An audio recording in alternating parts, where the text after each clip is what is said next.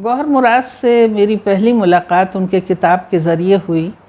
जब हमारी teacher miss हवेवाला अपनी अलमारी से किताब निकाल के कहती थीं ये परवार बंदान उनका ड्रामा है, तो हम सभी स्टूडेंट के हाथ उस किताब की तरफ लपकते थे, लेकिन फ़ौरन ही वो उस किताब को वापस अपनी अलमारी में रख देती थीं और ताला बंद करके कुंजी अपने डेस्क में।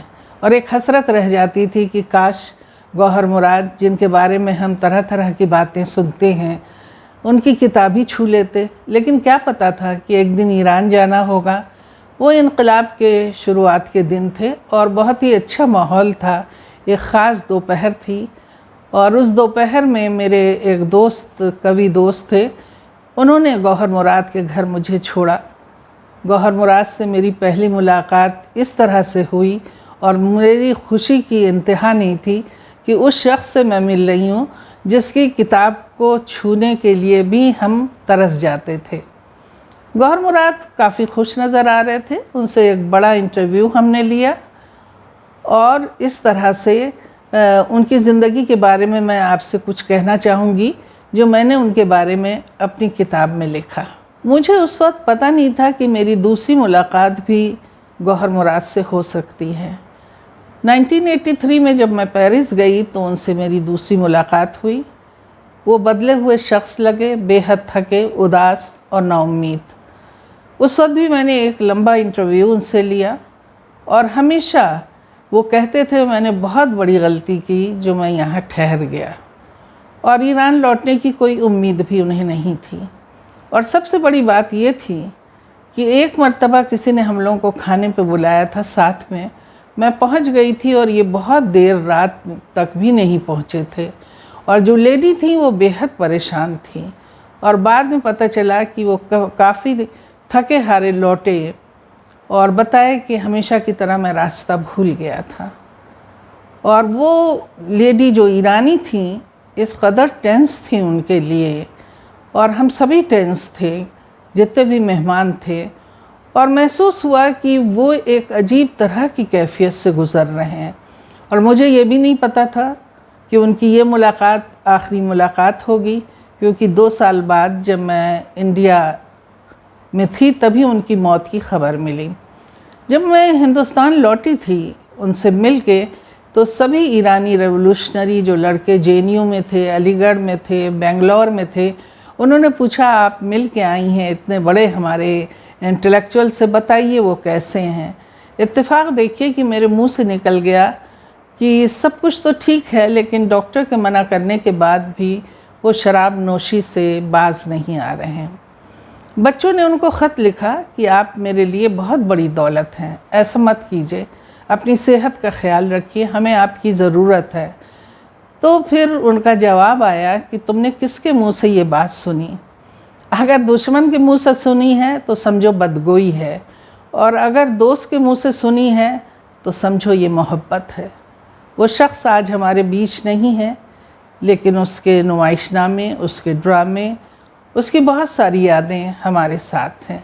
तो देखते हैं मैं उनके बारे में अपनी ज़बान से अपनी किताब के चौथे खंड में क्या लिखती हूँ। नकारात्मक परिस्थितियों का उर्वर व ऊर्जामान नाटककार गौहर मुराद, जिनका असली नाम ग़ुलाम हुसैन साइदी था। गौहर मुराद का जन्म आज़रबाईजान के शहर तब्रेज़, जो ईरान का सांस्कृतिक औद्योगिक क्षेत्र कहलाता था, उसमें 1936 में हुआ। उनके पिता असगर आगा एक सरकारी नौकर थे, माँ तैयबा घरेलू महिला थीं। गौहर मुराद आज़रबाईजान के सायद ममालिक कबीले से थे।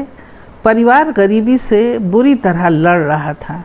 उनकी बड़ी बहन 11 महीने की उम्र में चल बसी, मगर बाकी 2 भाई बहन और गौहर मुराद के साथ जिंदा बच गए। 1941 में जब सोवियत संघ, आज का रूस, ने तब्रेज़ पर आक्रमण किया तो पूरे परिवार को भागकर गांव में शरण लेनी पड़ी, जहां रहकर गौहर मुराद की ज़िंदगी का दूसरा पक्ष उनकी आँखों के सामने खुला। खुद गौहर मुराद लिखते हैं कि उनकी आँखें बहुत देर में खुली। 1942 में बदर स्कूल आज़रबाईजान में अपनी स्कूली पढ़ाई की। इंटर 1948 में ख़त्म किया। 1954 में तबरेज़ मेडिकल स्कूल, जो अब मेडिकल विश्वविद्यालय में बदल गया है, वहाँ से ग्रेजुएट की डिग्री ली। इनके डिज़र्टेशन का विषय था तबरेज़ में मनोवैज्ञानिक बीमारियों का कारण, सामाजिक परिस्थितियाँ। मिलिट्री सर्विस डॉक्टर के रूप में गैरसान, जो तेहरान के पास है, वहाँ की और 1962 में यूनिवर्सिटी ऑफ तेहरान में, जो अब यूनिवर्सिटी ऑफ मेडिकल साइंस बन चुका है, वहाँ दाखिला लिया। इस तरह से कह सकते हैं कि जहाँ सारा संघर्ष था, उसी के साथ गौहर मुराद लगातार अपने को शिक्षा के करीब करके संघर्ष को जारी रखे हुए थे। गौहर मुराद को पढ़ने का बहुत शौक़ था। चेखोव उनके पसंदीदा लेखक थे। 1945 में उनका इलाका पूरी तरह सोशलिस्ट रिपब्लिक बन गया, परंतु ये स्थिति केवल साल भर तक रही। सरकारी भाषा आज़रबाईजानी हो गई। गौहर मुराद वहाँ की डेमोक्रेटिक पार्टी में शामिल हो गए। गांव में जनता का शोषण देखकर वो उन्हें ज़मींदारी व्यवस्था के विरुद्ध जगाने के काम में व्यस्त हो गए। उन्हें वास्तव में अब अपने समाज और लोगों की पीड़ा समझ में आई थी। गौहर मुराद ने उन्हीं दिनों 3 पत्रिकाओं का संपादन इसी बीच किया, जिनके नाम फरियाद, सऊद व जवानाने आज़रबाईजान था। उनकी बढ़ती गतिविधि के चलते 1953 के डॉक्टर मुसद्दिक़ के शासन पलट घटना के समय उन्हें और उनके भाई को तबरीज़ के जेल में डाल दिया गया।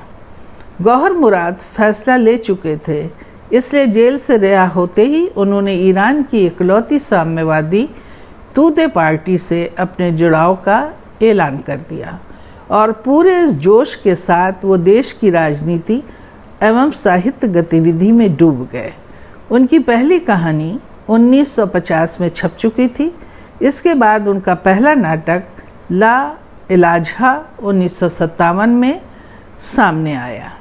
दोनों भाई तेहरान आ गए। भाई ने दवा की दुकान खोल ली और गौहर मुराद का उठना बैठना कवि शामलू, लेखक जलाल अहमद, अनुवादक सीमिन दानिश्वर, लेखक जमाल मीर सादकी के साथ होने लगा और लेखकों की वर्तमान स्थिति पर गहरी चिंताएं और विचारों का आदान प्रदान भी चलता रहा।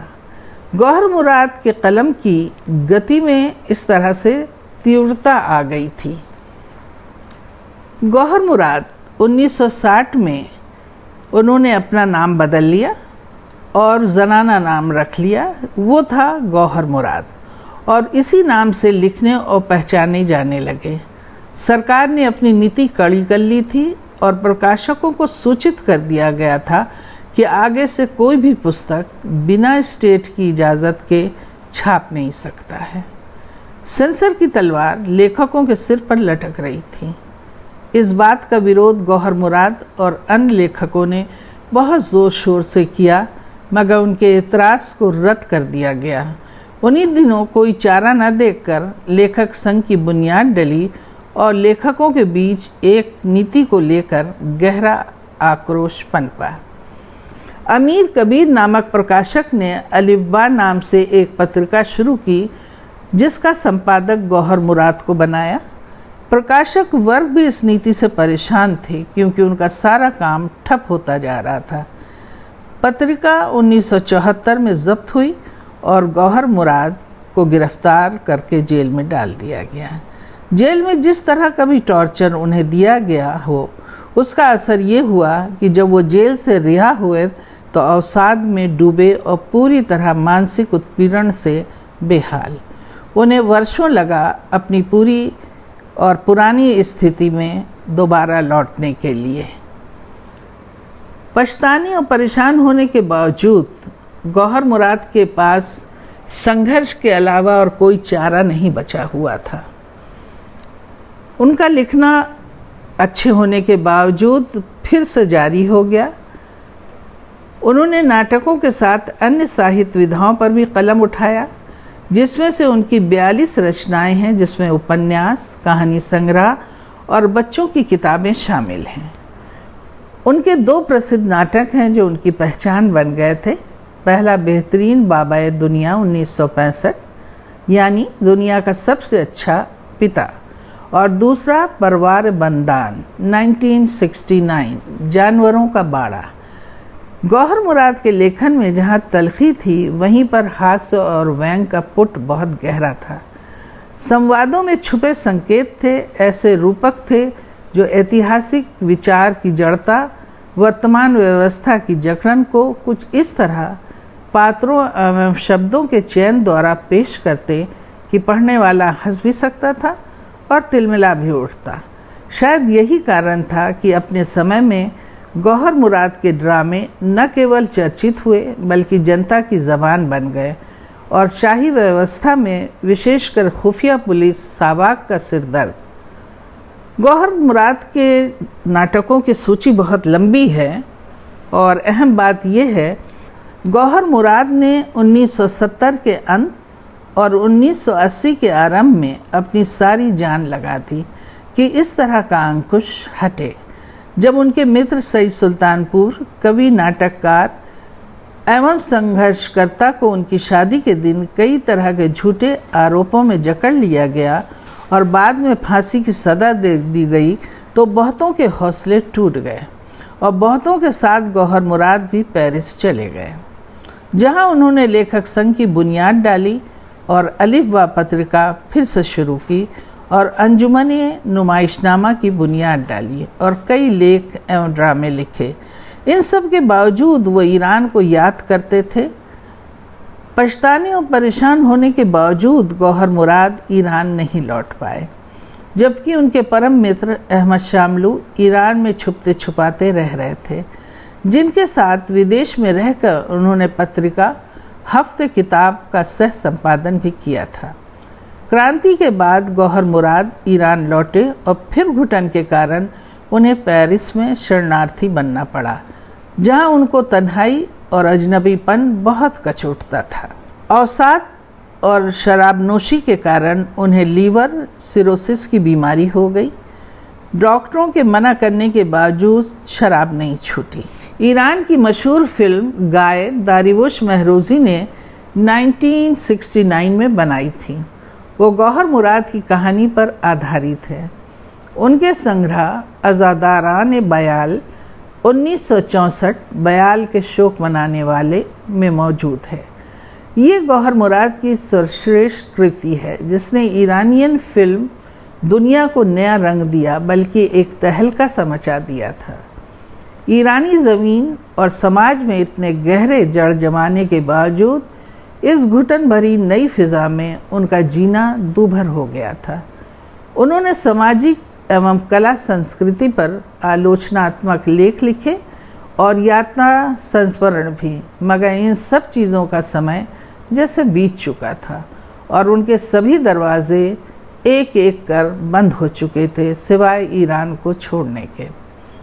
1977 में 10 दिन शायरी के नाम से एक प्रोग्राम लेखक संघ और गोथे इंस्टीट्यूट के साथ हुआ, जिसमें गौहर मुराद ने भी हिस्सा लिया। उन्हें अमेरिका बुलाया गया, जहां उन्होंने ड्रामे पर भाषण दिया। उनकी मुलाकात मशहूर नाटककार आर्थर मिलर से हुई थी। अमेरिका से लौटकर फिर से डेमोक्रेटिक पार्टी के सदस्य बन गए। गौहर मुराद पर विदेशों की कई यूनिवर्सिटीज़ ने पीएचडी करवाई है। उनकी रचनाओं का अनुवाद अंग्रेज़ी फ्रेंच में हुआ है, जिसे हसन जवादी, रॉबर्ट कैम्बल और जूलिया मैसामी रैडसम हाउस द्वारा 1981 में अंजाम दिया गया था, जो 1985 में यूनिवर्सल पब्लिशर द्वारा पुस्तक रूप में आया। ईरान खुदा की पार्टी की छाया में इस नाम से 24 लेखकों के इंटरव्यू मौखिक रूप से अप्रैल 5 और जून 7, 1984 में पेरिस के लिए गए थे, जिनमें गौहर मुराद भी शामिल थे। ये सारे इंटरव्यू ज़िया सादकी द्वारा लिए गए थे। एक लेखक अपने दो नामों से जाना जाता रहा। उसके अपने और जानने वाले उसे गुलाम हुसैन साइदी के नाम से जानते थे और उसके पढ़ने और उसे अप्रिशिएट करने वाले गौहर मुराद के नाम से जानते थे। जब वो ईरान आने की कोशिश करते तो वो उनके ऊपर बहुत गहरा असर हो जाता था। डॉक्टरों के मना करने के बावजूद शराब नहीं छूटी। 23 नवंबर 1985 को वो आंटोनी अस्पताल में दाखिल कराए गए। उनके आखिरी वक्त में उनके पिता उनके पास थे, जिनका बेटा केवल 49 वर्ष की आयु में उनके सामने अनजान धरती पर उनसे जुदा हुआ, और ये एक बहुत बड़ा सदमा ईरानी लेखक शरणार्थियों के लिए था। उनकी शोक सभा जो 23 नवंबर 2005 के BBC के फ़ारसी प्रोग्राम में हुई, उसमें लेखक अमीर हसन चहलतन ने गौहर मुराद को श्रद्धांजलि देते हुए कहा था, the tragedy of being Saidi, a writer who did not appreciate his genius.